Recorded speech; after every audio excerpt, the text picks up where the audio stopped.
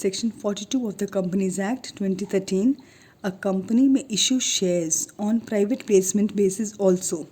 Sometimes the promoters of a company are confident of raising capital through private sources and contracts. In such a case, the company does not invite public to subscribe for its shares, but makes a private placement of shares to promoters, their friends, relatives, shareholders of group companies, mutual funds, NRIs, financial institutions like LIC, UTI, ICICI, etc. When the shares are not offered to the public, the company did not issue prospectus. That is most important thing. The company need not issue a prospectus.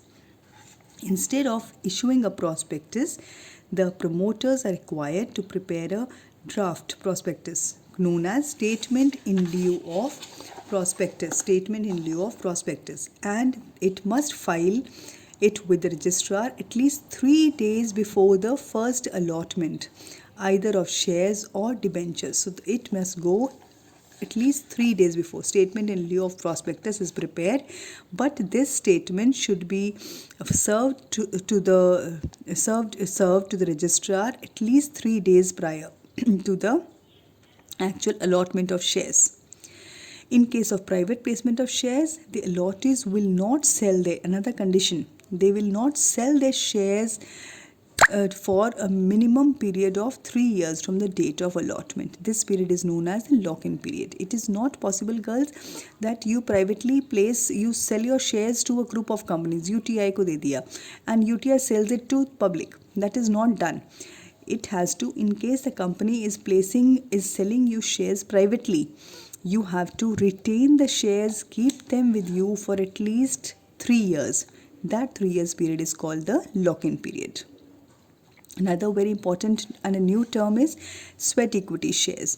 A commerce student should always know it. Last time this was very important Viva question, was asked to many children. A company may issue sweat equity shares. Sweat equity means the shares that are being issued by virtue of your giving your hard work. You have done some hard work. You have given your sweat to the company for generating the profits of the company. In return of that, the company is issuing you some shares. See, I'll read. Sweat equity shares means equity shares issued by the company to its employees or directors at a discount or for consideration other than cash, for providing know-how or making available intellectual property rights. That means for your knowledge, for your policies, for your important advice that you have given, with which the company is generating profits. In case in return of that, the company gives you some shares free of cost. You are not paying for that. These shares will be called sweat equity shares. Such shares cannot be resold by the periods before a period of 3 years. That is also has a lock-in period of 3 years. It is to be noted that a company may issue sweat equity shares at a price lower than its nominal value of the shares. So either these shares are given free or at a discounted price. The entries for issue of sweat equity shares are same as for issue of other equity shares. The accounting treatment remains the same, but you just have to remember what are the sweat equity shares. Now next thing is employee stock option plan. Employee stock option plan. Under this plan, a company may offer shares to its employees under a scheme of employee stock option ESOP by passing a special resolution at the general meeting of a company. Employee stock option means the option, right, and not obligation. It is a right given to the whole-time directors, officers, and employees, right to purchase or subscribe at a future date the securities offered by the company at a predetermined price. which usually is lower than the market price. That is the sector line which is the lower than. That means you have been, if given, employees have been given an opportunity to buy the shares at a discounted price, at a price that is lower than the market price. Employees may or may not exercise. It's not a compulsion that the employees will have to buy those shares. It's an offer that has been placed for the employees. Little privilege that is given to the employees to buy the shares at a discounted price than the outside people. So it is a voluntary scheme on the part of the company to give its employee a sense of belongingness. So it is just an incentive of praise, of a little word of appreciation that has been given for the employees. That see, we are issuing shares, we are issuing these shares at 10 rupees to the public. But in case any of you or the employees of the business, in case you want to buy the shares, you can buy them for 9 rupees. So that is a discounted price only for you. Nobody is forcing you, but you can exercise that right. That is called the employee stock option plan. Shares allotted in the scheme shall be locked in for minimum period of 1 year. Lock-in period is 1 year. ESOP के लिए lock-in period is 1 year. Sweat equity shares 3 years. Lock-in period is 3 years. In other words, they cannot sell. It is not that you have been privately placed the shares, employee stock option has been given to you, have been given a share at discounted price and you sell it at a inflated price and earn profit. Employees are not encouraged to do that. Next, now we come to accounting treatment of the public subscription of shares. The shares are to the public, for a public company, the shares are offered, the shares are sold in these 4 categories, in these 4 stages, the 4 steps. The first step is, we have learned this in class 11 also, issue of prospectus, then receive application, make allotments and make calls. It has been very clearly given in your textbook.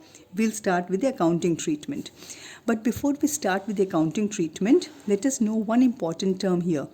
Minimum subscription, a very important term for you to understand. Section 39, subsection 1 of the Companies Act provides that a company cannot allow any securities of the company to public unless the amount stated in the prospectus as minimum amount has been subscribed and sums payable on application for the amount so stated have been received by the company. That means the company can go in, this is for public subscription. The company can proceed with the public subscription only if the minimum subscription has been achieved. That means suppose 100 shares, the company has offered 100 shares. Maybe the minimum subscription can be 90. Unless the company has offered 100 shares and company has achieved subscription, the people have subscribed for 90 shares, company cannot proceed with the allotment. So allotment will be done only if the minimum subscription condition has been qualified. Next, the Companies Act 2013 has not prescribed the minimum subscription. However, according to the SEBI guidelines, minimum subscription has been fixed at 90% of the issued amount. That is what I told you.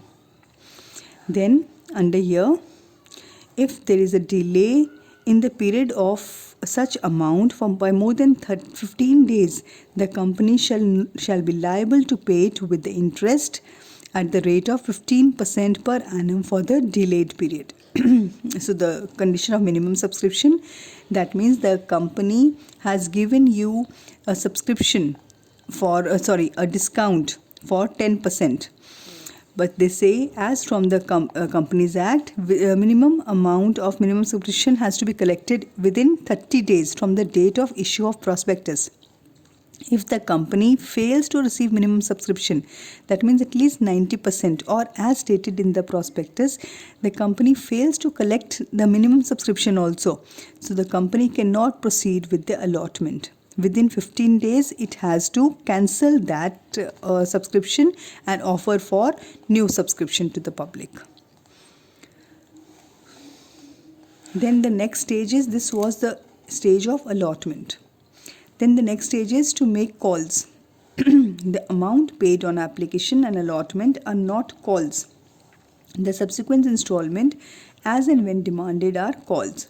A company may demand the whole amount of share application in one installment.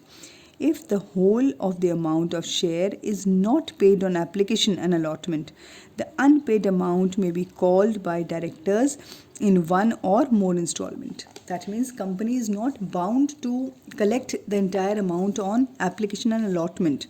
The company can make subsequent calls. The remaining money can be collected in calls. How many calls? That depends on the company to decide.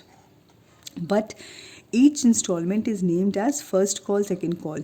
There are certain conditions that they have to follow. The conditions are, according to table F of the schedule 1, the amount to be called up either on application or allotment or on any call shall not exceed 25% of the total quantum of the issue.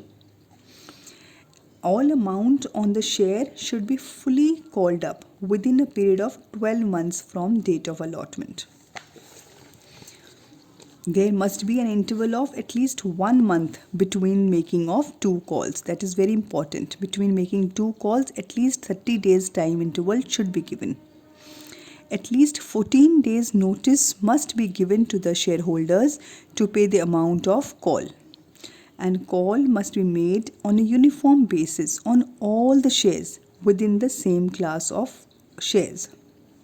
The call cannot be made for one class of shares. Call cannot be made for different shareholders at different times. A call letter must specify the amount of the call, mode of remitting money, address to which the money is required to be sent, and the last date for sending the money. These 4 things should be always fulfilled before collecting the money for call. This was the procedure of collecting money. What did we do? The first stage is the application stage, when the people have to apply with the company by sending their application money. Then the allotment. The allotment is done after receiving the minimum subscription. Then in case the money is still left to be called, company can make calls, and then after when the company makes calls, these things have to be taken care of. Next we come to another important term, preliminary expenses. The expenses incurred on formation of the company are called the preliminary expenses. Expenses incurred on preparation and printing of various documents, or stamp duty, registration fee, or the duty payable on authorized capital, or cost of preliminary books, or in case the company can be found to purchase a running business, the fee charged by accountant or valuer. That means anything that the company is spending for the running of the company before the starting of the business in the company, that is called taken in the preliminary expenses. After this, now we begin with the accounting entries, the entries on issue of shares.